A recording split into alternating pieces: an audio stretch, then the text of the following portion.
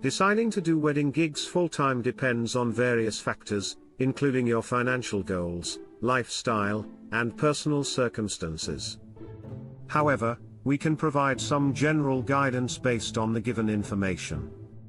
To determine the number of wedding DJ gigs you would need per year, consider your desired annual income. Let's assume you want to earn $50,000 per year from wedding DJ gigs. Annual income equals number of gigs per year times rate per gig. Substituting the values. $50,000 equals number of gigs per year times $1,000. To find the number of gigs per year. Number of gigs per year equals $50,000, $1,000.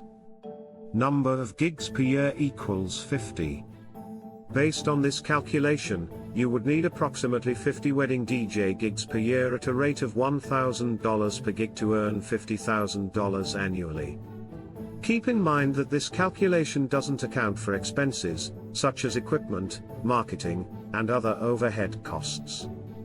It's essential to factor in those expenses and consider the average booking rate for weddings in your area to make a more accurate assessment.